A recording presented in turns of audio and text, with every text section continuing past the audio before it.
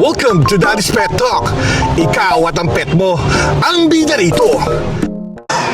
Yun o, nandito si Sir J. Sir J! Siyempre na-miss ko si Sir J.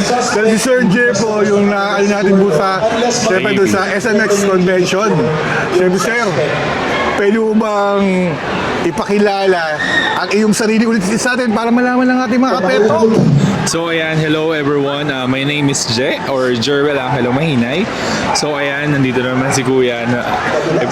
May event na naman tayo ngayon sa World Trade naman. So ayan, kung meron kayong question, Sir, Kuya? siyempre day 1 ngayon. Siyempre, day 1 ngayon. Unang question ko, sir.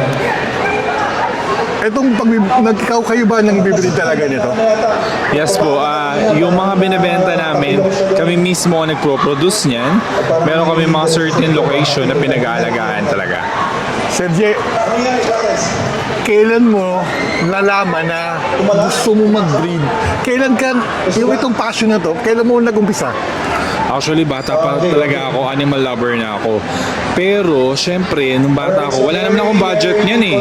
Kung ano na lang inalagaan ko. So, way back, after ko graduate, nagkaroon ako ng ipon. Nag-start ako bumili ng isang pares. Then, so ayan, dagdagan. Tapos, around siguro mga 2018, ganyan. Pre-pandemic, doon ako nag-start ng mga pag-breed ng mga ganyan. Sir J, ito kasi yung tinatawag na passion nyo na to eh. Anong binibigay sa inyo ito? Nakaligayahan tuwing pag lumalabas na yung binibreed mo, yung nakikita mo ng mga kulay. So pagdating naman kapag nakakapag-breed ako or fulfillment, actually hindi ko naman goal talaga sila una maparami. Pero nung dumami sila, iba yung pakiramdam, nakikita mo yung mga own produce mo, sobrang saya. Tapos syempre, kumikita ka na rin, kaya mas masaya syempre. Sir J, syempre gusto mong i-flex at ipagmalaki or ibida ang iyong mga pets na naka-display dito sa World Pet Expo. Sir, pwede mo ba kaming pakita? Tara, pakita natin. So, ayan, kung makikita nyo, meron tayong iba't ibang klaseng rabbit. Meron tayong mga lionhead, Jersey Woolly. Ito special yung color nito. Ito Harlequin to. Actually, yung color niya, specific color, medyo mahirap siya i-produce. Lalo na itong ganitong color. So, ayan. Sir, siyempre hindi nyo naman sabi ko ano naging combination niya, sir eh. Pero sir, magkano nag-range siya mga yan? Para may idea yung mga kapetok natin. Meron tayong mga nagre-range from 4,000 hanggang 12,000. Depende siya sa combination, sa colors, tapos kung ano ka-cute syempre. Ayan. Sir, itong mga cute mo dito, ano naman tawag dito, sir? So itong malilit ko nakikita nyo, ito ay mixed breed ng lionhead. Oo. Ito, ganito siya kapag malaki, medyo malaki. Yan. Actually yan ay kaka-shed niya lang. Hindi nyo ma-appreciate yung balahibo niya sa mukha. Pero, nag-shed eh. oo, mas maliit. Labas natin.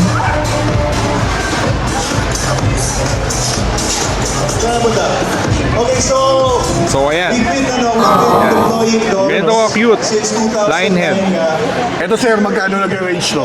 Ito, in-out ko to as low as 7,000 ako nag-start dito eh. Pero, quality. Tingnan mo naman. Ganda nga sir yun. Ito, kasama na sa package namin yung complete set niya. Meron siyang starter na ganito. Ito yung starter. Mga petok, ito yung starter niya. Ilalagay nyo lang dyan yung... Aalagaan nyo na lang siya actually. Meron ka ng beddings, meron kang hay, meron kang pellet. Yan. Meron na kayong pellet. Tapos, meron din tayong kainan, syempre. Yan. Ganyan. Ayun na yung inclusion niya. Kaya, actually, alagaan mo na lang talaga. Ganun siya. Sir J, ito. Siyempre, yung mga maraming mga kapetok natin na nanonood ngayon na akala nila mahirap alagaan. Sir, sa yung tingin, paano sila alagaan at para hindi naman mas mahirap? Yung sa cat, sa dog, or yan? Actually, meron akong cats and dog and mga yan. Para sa akin, ang mahirap, pinakamadali alagaan pa rin talaga ang rabbit. Kasi, imagine, sa compact space, hindi sobrang laki, pwede mo siya ikulong.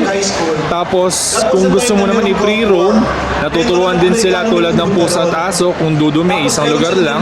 Nalilitter train din sila. Tapos, bukod sa sobrang liliit nila, ang cute pa. Tapos, ano pa ba? Basta marerecommend ko is kung mag-start kayo is rabbit. Sergio, may kikwento ako sa'yo. Kasi may pet hotel din ako. May foreigner na nag-pet hotel ng cat niya. Foreigner, tapos rabbit. 15 days na. Siyempre, kung anong presyo ng cat, presyo rin ng rabbit. Tag-iisa sila ng kwarto. Una, masungit siya. 2 days, 3 days, ang Lumambing. sarap alagaan ng mga to. Sobrang lalambing. Ang lalambing. Tapos, nung dumating na yung may-ari, kukunin na sila for 15 days, sira yung sumama. Napamahal na. Yes, Actually, yung mga rabbit, para sila mga small dogs. Pwede nyo silang i-bond. So, ayan, tulad ng sinabi mo, kuya, lumalambing talaga sila sa nag-aalaga sa kanila. Ganun sila. Una, akala natin maliligalig, pero kapag nakuha natin loob, lalambing din sila. Kasi ako lagi kitang gusto interview dahil marami akong natututunan, share mo, thank you. kung ano mga kaalaman mo. Para at least sa mga petok natin na meron pa palang ibang pet na mas masarap mahalin. Sir, last na tanong. Sige po. Yung lifespan nila, gaano kahaba? Personal experience ko, meron kaming nasa 15 years old. 15 years old. Buhay pa rin siya until now. Parang Shih Tzu. Parang Shih Tzu. Pero pag nakita niyo sa internet, usually nakalagay dyan is 7 to 9 years lang. Pero ako, dahil sa proper care naman, pag-aalaga, ayan, umabot siya hanggang 15 years old. Ayan. Sir Jess, siyempre nagpapasalamat ako. Lagi mo akong pinaulakan sa interview ko. Siyempre, ikaw ba, Siyempre, inuuna ko na kayo dahil nakaikot na tayo. Siyempre dito sa Daddy's Pet. Ikaw, siyempre, Sir J. At ang mga pet mo, ang bida. Sir Thank J, you, thank you. Thank you, thank you, thank you. Siyempre, may pahabol tayo dito kung kailangan nyo ng mga getong... Anong tawag dito, Sir J? Meron tayo iba't ibang klaseng pagkain. Timothy Hay and Bunny Bites. Ito ay specific ginawa para sa guinea pig and mga rabbit. Yun. Ayan, ayan. Kaya kung ano lang. Available po sa page natin kung interested kayo. Sir, anong page nyo, Sir? Ito, papaano ni Sir para makita nyo. Kasi dito sa link nila, ipapakita natin dyan ang kanilang link. Sa So kanya. ayan, ayan. Yan ang kanila. Ito, scannable yan. Direct yan sa Facebook page natin. Pwede nyo rin contact yung number. White po yung sasagot, pero sa page siya. Sir, thank you, Sir. Thank you. Nandito po ngayon tayo sa kay Sir sa Exopad. Ito, wala akong idea sa Exopad. Sir, pwede niyo ba ipakilala ang inyong sarili? Sige, hello po, I'm Denzel Cruz of Exopods. Today po ang display namin mainly is terrariums and isopods po. For isopods, they are a type of land crustacean po. Ang closest na kamag-anak nila are shrimps. Ayun po. Pero what people usually would do with them, kapag ka po halimbawa you set up your geckos, ganyan. Then, you add isopods, yung poop ng gecko, sila yung kakain. Then, technically, yung poop ng isopods, pwede maging fertilizer ng plants if may plants yung terrarium. So, buti na lang na-interview ko yun. Yes, ganun po siya. Sa kayo mga petok nating manalito, magkakaroon rin ng idea. Yes po. Kasi usually sanay tayo sa keeping ng geckos or reptiles sa parang more on ano lang enclosure lang talaga Pero in US what they usually do is parang bioactive siya May plants, may soil, ganyan. Siyempre sa Daddy's Pet Talk, kumbaga hindi lang naman pet, pati animals, Yes, lahat po. siya kasama Kasi nasa universe natin talaga, buti sir na-interview ko tayo pinaulakan po. dyan. Sir, pwede mo bang ituro sa amin kung ano yung mga klase na yan? Yes po. Ayan, we have a lot of types po ng isopods pero siguro a good example would be sila. Ito po, considered sila as Armadillidium officinalis brick in Italy. Sa kanila po, mapapansin nyo, nag-roll sila into a perfect ball. So parang sila yung usual na iniisip natin kapag sinabing isopods. Isa pa po sa magandang example, sila. Sir, lumalaki ba yan? Hindi po, ganito na yung full size nila. Ayan. Ito po yung usual na sinasabi namin for bioactive kasi sila po hardy sila eh. Hindi sila mabilis mamatay and kapag po may namatay or kinain ng gecko, mura lang sila so parang hindi malaking loss sa keeper. Ganun po. Sir, anong range niyan pag bumili sa inyo? Sa... Ang pricing namin for yung pinaka-beginner namin, 150 per 10 pieces po. Yung lifespan nila, around 3 to 6 months. Pero yung span po na yun, for sure magbe-baby na sila eh. So, no worries naman sa dami nila. Kasi dadami yan agad eh. Ganun po siya. Maghahanap ako ng gecko na interview dito. Yes po. Para magka-rhyme Opo. sila. Ganito rin siya eh. Pero Sir, hindi. bali, Problema doon, yung mga ito ba, binibreed mo ba to? Yes po. Actually, Ilan taong ka nang binibreed mo to at nagustuhan mo to pag-breed ng gecko? nag-start po kami around pandemic, siguro around 2020. Kasi yung 2020 dun din nag-start magkaroon ng isopods, yung keeper talaga. Then actually nag-start siya hindi as bioactive eh. Nag-start siya for pet talaga. Kasi most naman ng kinikip namin dito, imports. Yung mga locals natin, sila yung mura pero yung eventually nag-keep na kami ng import, sila rin po kasi yung mahal yung pricing eh. So yun, parang mas makulay sila, mas mahirap dumami, and at the same time, mas unique din yung features nila. Ito sir, siyempre, paano mo mahihikayat yung mga gaya nila na nandito sa tapat mo na mas maganda ring pets to na talagang matutuwa sila. Siguro po ang biggest selling point ng isopods for me, yung maintenance talaga eh. Technically yung maintenance nila once a week lang talaga. Kahit spray nyo lang, then iwan nyo po yung food, kalimutan nyo na sila. Then after a week, makikita nyo okay pa sila eh. So, Independent eh, yes no? po, super dali. Actually, yung joke namin sa isopods is they thrive with negligence. So parang mas mabuhay sila kapag hindi mo sila laging pinansin. Kasi if lagi nyo po sila sinisilip, mas lalo silang magiging parang tatagal sila mag-breed. So parang ganun po. Yung mga ka-pet talk dito lang sa Daddy's Pet Talk nyo nakita yung exo pa nito. First time natin to. So, sana isang araw sir, ma-interview kita. Special interview. Yes po. Diba? Paunakan nyo ulit ako sir. Siyempre nagpapasalamat ako dahil pinaunakan nyo itong interview to eh. Sir, ano pa mga day one pa lang ngayon sir sa Pet Expo. Mamaya ipopost na namin to sir. Sir, pwede mo ba ma-invite ang mga ka-pet talk natin na pumunta dito? Ayun po, so nandito po tayo sa World Trade Center. Punta na po kayo sa World Pet Expo. Nakikita niyo po kami near the stage. Nasa gilid lang po kami. Just look for exopods po. Ayun po. Sir, siyempre dahil sa Daddy's Pet, ikaw at sa mga pet mo, ang bida. Thank you po. Thank you po. Welcome to Daddy's Pet Talk. Ikaw at ang pet mo, ang bida rito. Sir, good afternoon, sir. Good afternoon din po, sir.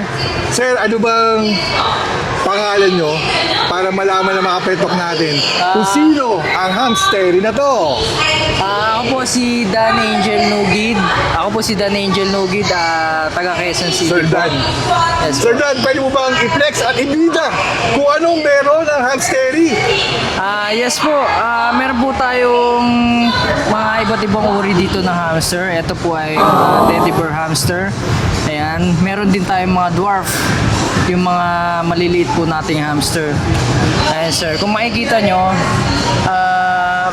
meron tayong iba't ibang colors na nandito ngayon. At yung breed din yung mga size nila. Ayun po. Sir Dan, may katanungan ako ha. Ikaw ba ang nagbe-breed nito? Yes po, ako po ang nagbibigay po Yun. nito. Itong una kong pangalawang katanungan. Sir Dan, paano mo naging passion to? Paano ilang taong ka nagsimula? Baka pwede mo ikwento sa mga kapetok natin. Actually sir, nag-start to sa tatay ko talaga.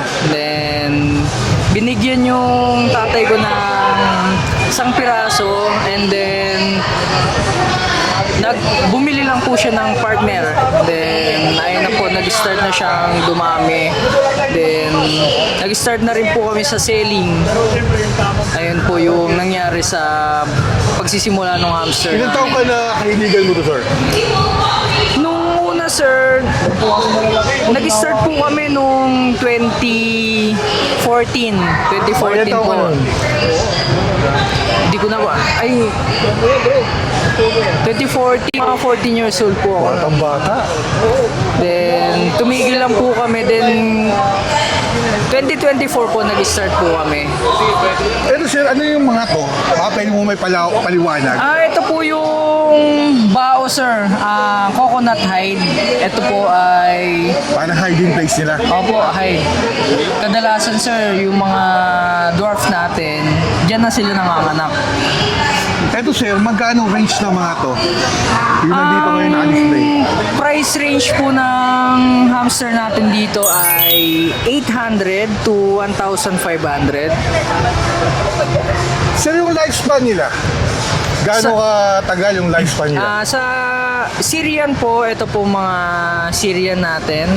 Ang lifespan po nila ay 3 to 4 years. 3 to 4 years? Yes May po. maabot pa ng 6 years na? Hindi na po Kasi kaya eh. karamihan sa hamster, mga bata ang may gusto nito eh.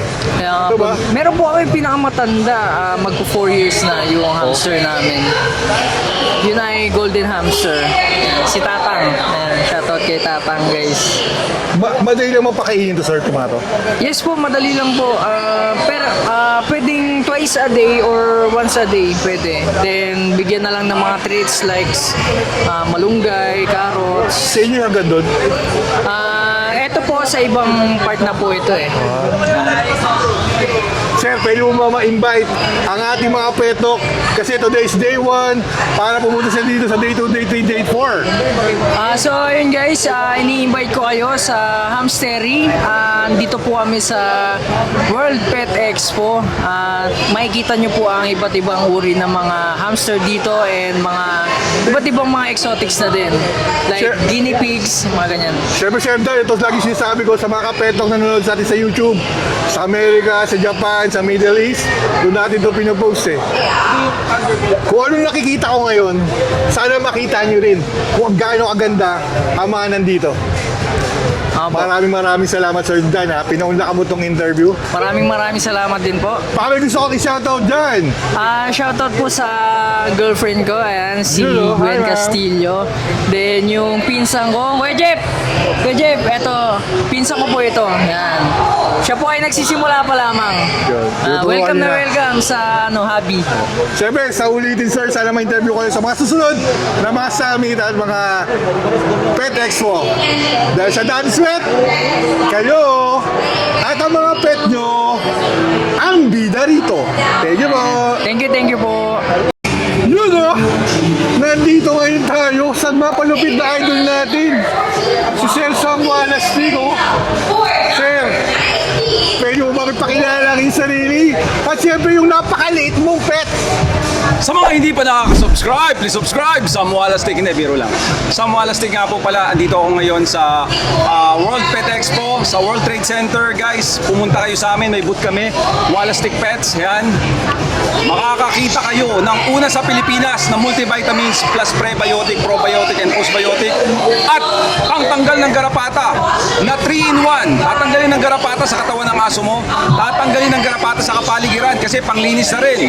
At pwedeng pang-spray sa mga bedding pag nasa loob ng bahay ang aso mo. Guys, Kronos nga pala. Yun o, si Kronos! Ang baby na lagi natin nakikita sa FB at sa YouTube ni Sir. Triple champion yan, ha? Siyempre. International tsaka local. Guys, kung gusto nyo masaksihan ang laro ni Kronos sa linggo, maglalaro siya. Kung if ever manalo siya, ika-4 na champion na niya. Sir Sam, pwede mo ma-invite kung saan gaganapin yung event na yun? Guys, iniimbitahan ko kayo sa September 28 dito sa World Trade Center, World Pet Expo, free admission dito kaya walang problema, pumunta na kayo. Sir Sam, babalikan ko Mabuhay yun ka. ha. Papanoorin ko yung Panoorin laro mo. ng ating idol na si Kronos. Yung baby na yun, oh. Dati nakikita ko lang to sa YouTube mo, sa FB mo, pero ngayon, up close and personal. Mabuhay ka, Daddy's Pet. Talk. Kaya maraming salamat. Dahil sa Daddy's Pet, ikaw at ang pet mo si Kronos, ang bida rito. Sir, thank you so much. Welcome to Daddy's Pet Talk. Ikaw at ang mga pet na nandito sa World Trade, ang bida. Ma'am, good morning po. Good afternoon po, ma'am. Yes, hello. My name is Julia po from Walastic Pets, Head of Brand Marketing po. Pinapakilala ko po sa inyo ang product namin, Tick Expert po. Ang Tick Expert po ay medicated shampoo, may permethrin at may perennial botoxide. First in the market po ito sa Philippines. Ang Tick Expert po ay baby powders at higit sa lahat, may tatlong natural extracts po yan. Madre de cacao, tea tree oil, at coconut milk extract. Ang Tick Expert po ay ginagamit lamang sa dogs at hindi po siya pwede sa cats. At masasabi ko po na effective to dahil tinatrial pa lang po ito ng owner, ng company owner namin, ay binibigyan niya po ako nito para ma-prove na sobrang effective ng product na to. So kung masasabi ko sa inyo, pumunta na kayo dito sa booth namin sa World Pet Expo at mag-visit na kayo, bumili kayo ng Tick Expert. Ma'am, ito po mga katanungan ko po, ma'am. Paano gamitin yan para malaman ng mga kapetok natin na talagang pag ginamit yan, talagang garantisadong quality?